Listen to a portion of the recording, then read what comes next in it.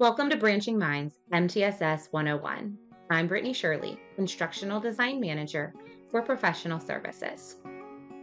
Today we're going to take a journey to learn more about MTSS and how we know if our system is healthy. I'm happy to be here with you. Let's get started. The MTSS framework is comprised of 6 essential components: universal screening for all students, a multi-level prevention system beginning with quality, universal curriculum and instruction, plan development and implementation, making data-informed adjustments to student support, and communication and collaboration through quality meetings.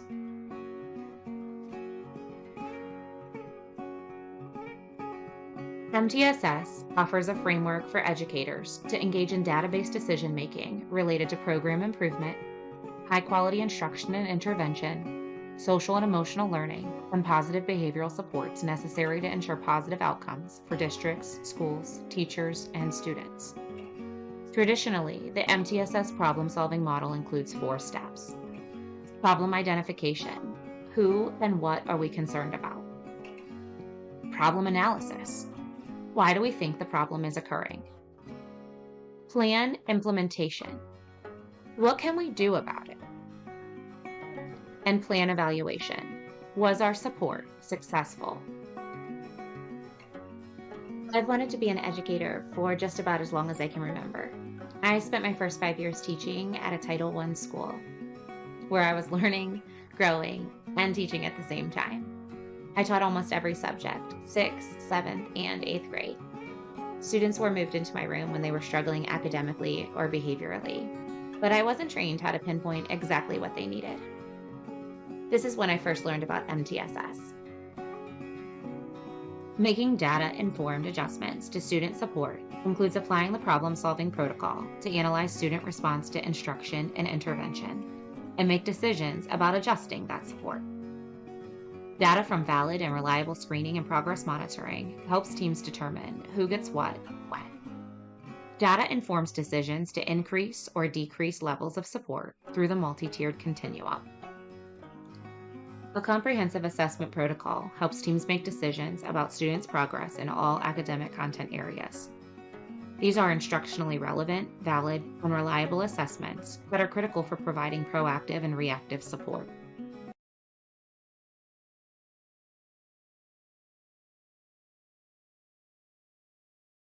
Assessments are administered 3 times a year and are nationally or state normed and predictive of performance on summative assessments.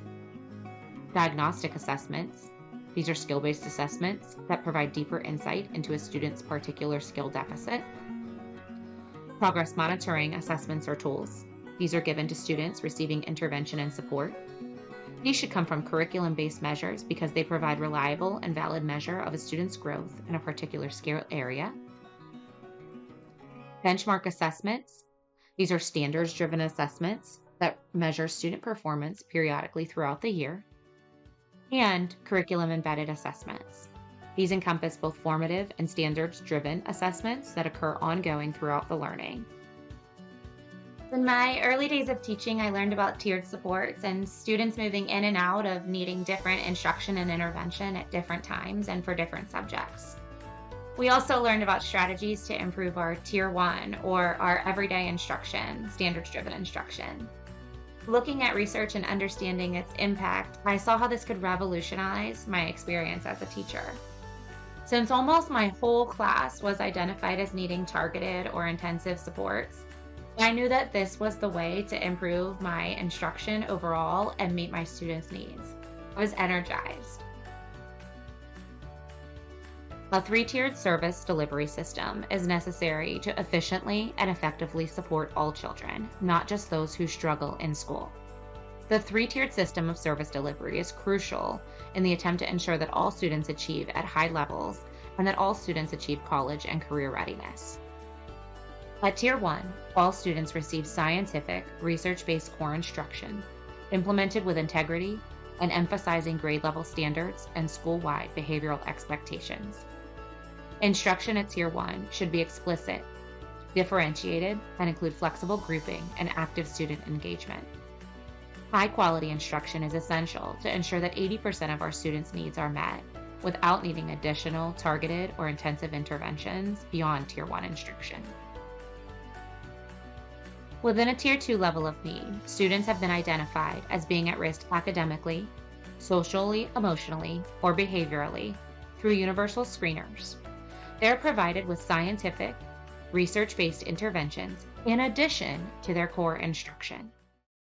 Tier 2 interventions are implemented with groups of students demonstrating common skill deficits and/or social, emotional, or behavioral risk characteristics.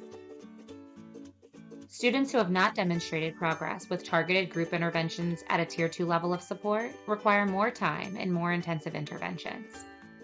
Tier 3 interventions are distinguished from Tier 2 interventions because they are individualized based on data collected in individual problem solving and occur with a much smaller student-teacher ratio.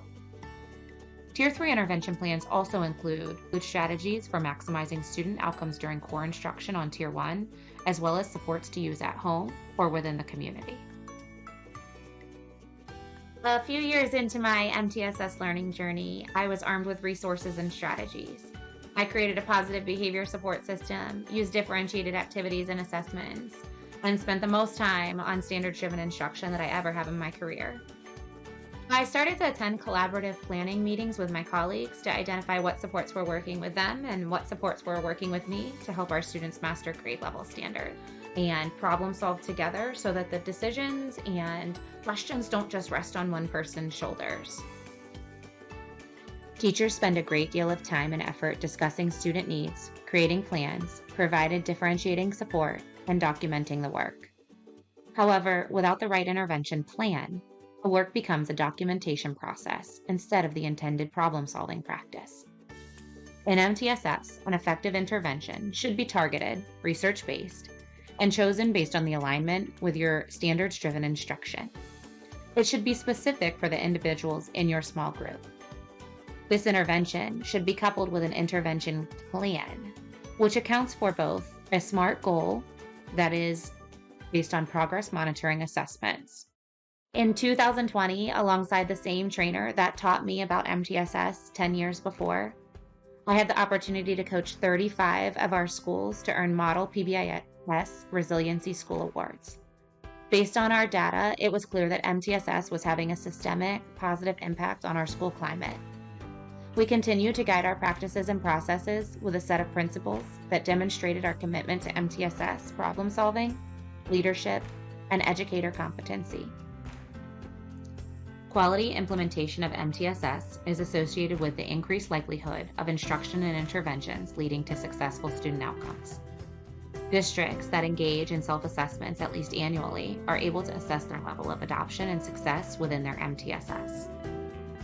It's not only important just to measure student outcomes, but also how assessments, instruction, and interventions, and problem solving are put into place. Successful implementation is influenced by many factors within and around the school system, like professional development, administrative support, data systems, staff member perceptions, and successful adaptation to your campus. Through self-assessment rubrics, we gain an understanding of how to move from one level to the next. Gaining language, seeking answers to questions we didn't know existed, and finding our voice within our MTSS practices. At Branching Minds, we have worked with hundreds of schools and districts around the country, supporting their transition to a multi-tiered system of supports as a foundation for all students.